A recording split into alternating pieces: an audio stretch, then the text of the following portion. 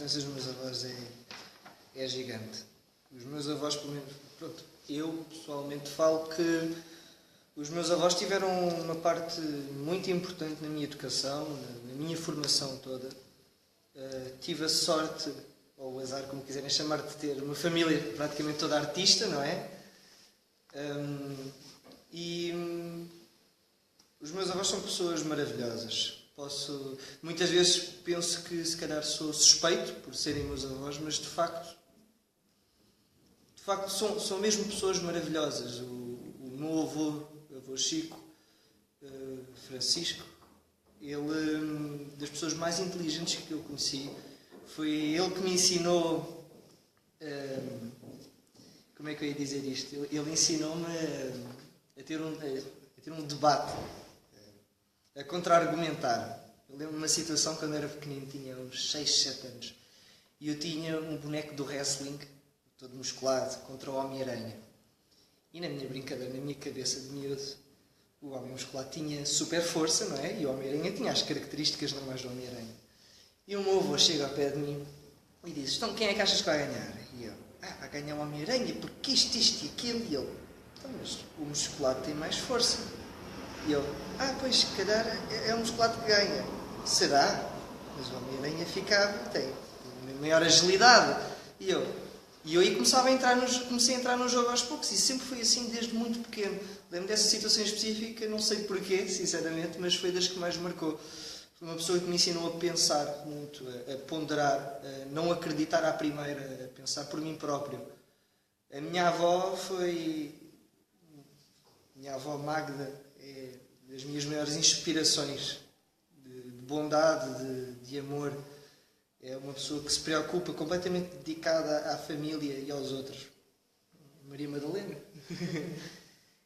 E pronto, para além deles os dois, tenho o avô Deodoro, o pai da minha mãe, que morreu muito antes de eu nascer. Eu não o conheci, sempre ouvi falar muito, mas pronto, nunca cheguei a conhecer. E o que é que ouviste falar desse avô? Ouvi muita coisa. Uma pessoa extremamente culta, uma pessoa engraçada à sua maneira, uma pessoa que, por exemplo, a minha mãe contou-me uma história uma vez, quando era mais nova, virou-se para a vovó Deodoro e disse: pai, me dá uma mesada. E a vovó Deodoro respondeu: filha, te dou uma cadeirada, dói menos. Verdade.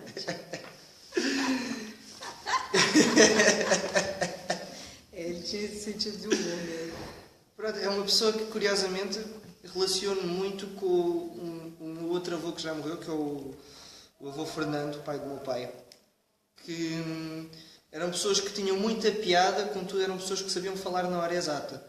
Eram pessoas relativamente reservadas, não diziam a primeira coisa que vinha à cabeça, ouviam primeiro. Pessoas muito inteligentes, pessoas muito cultas, muito cultas.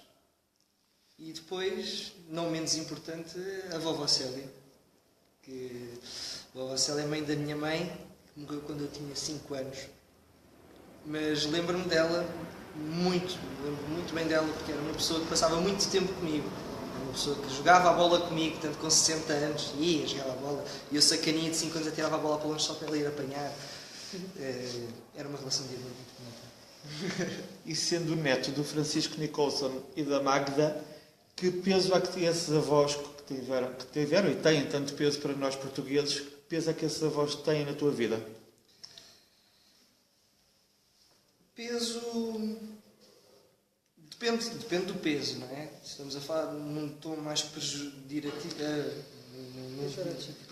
exatamente, no sentido de admiração, de eles serem idolatrados por muitos de nós, e toda muita formação teatral que nós temos são graças principalmente ao teu avô. Sentiste esse peso, essa idolatração que Portugal tem pelo teu avô, se tens sentido ao longo da tua vida? Tenho muito. O meu avô, de facto, que quanto mais cresço e mais sei sobre toda a história dos meus avós, inclusive, principalmente eu, mais admiração tenho. São pessoas que, quando nós vamos simplesmente jantar fora, vamos dar um passeio, as pessoas olham, reconhecem logo, agradecem, que é o mais curioso. Muitas vezes figuras públicas têm mais uma atitude de dar um autógrafo, ou uau, está ali. Ao meu avô é engraçado, muitas vezes agradecem por tudo o que fez. Acho isso uma coisa muito curiosa e acho isso uma coisa muito bonita. Acho que seria um sentimento de concretização se algum dia eu conseguisse chegar perto de uma coisa dessas. Porque o meu avô não se limitou a escrever, não se limitou a representar ou a ensinar. O meu avô, de facto, contribuiu muito para a arte em Portugal. Evoluímos muito nesse aspecto graças ao meu avô e muitos outros, não desfazendo, evidentemente, outros grandes. Mas, de facto, inclusive eu, não estando com o meu avô, sinto o meu avô comigo. Quando eu entrei para a Escola Profissional de Teatro de Cascais, na minha audição, o diretor da escola, o Carlos Avilés, a primeira coisa que me disse antes de eu começar a fazer a audição é: sabes que eu sou muito amigo do teu avô. E eu fiquei logo em pânico, sinceramente, porque eu idolatro, tenho todo o orgulho de ser neto do meu avô, mas eu quero vingar por mim próprio, não é? A ti que Tantos. Era uma aula que eu queria dar agora, em todo um módulo. Alguns conselhos que ele me dá, para além dos básicos, que ele me deu durante muito tempo, que é projetar a voz, cuidado com a dicção, manter a postura. O maior ensinamento que o meu avô me deu foi... Ele virou-se para mim um dia e disse: tu não queres ser ator, tu queres ser artista. E porque eu também me envolvo muito com a música. E ele virou-se para mim e disse: para seres artista, tu tens que saber o que queres.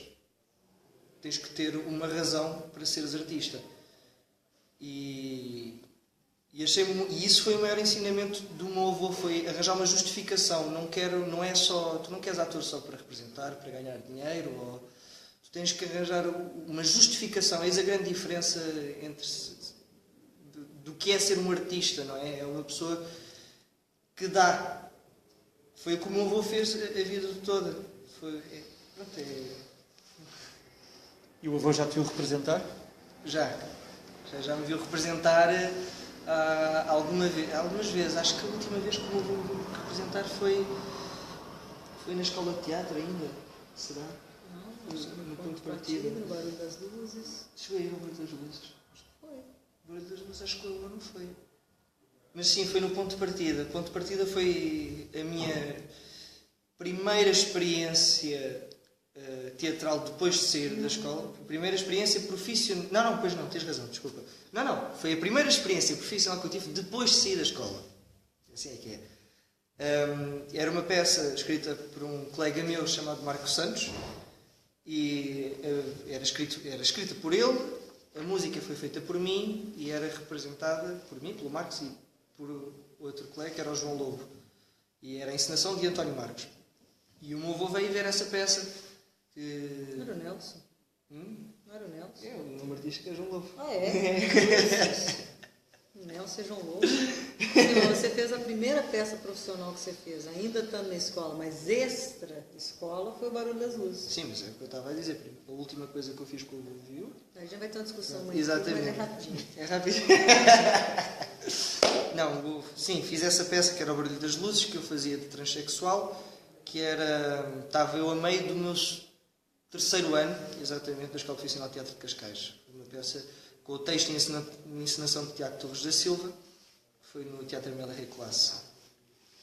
E o avô consegue-te olhar com olhos de avô e consegues sentir a diferença entre o olhar do avô e o olhar do Francisco Nicholson? Ai, claramente não conheço o meu avô. O meu avô é a pessoa mais... Sim, ia chegar aí, mas também é a pessoa mais afetuosa, é a pessoa que mais perde a cabeça com a família. Contudo, é a pessoa mais profissional que eu conheço. É uma pessoa que, se é para dizer, ele diz e não tem pudor nenhum na língua.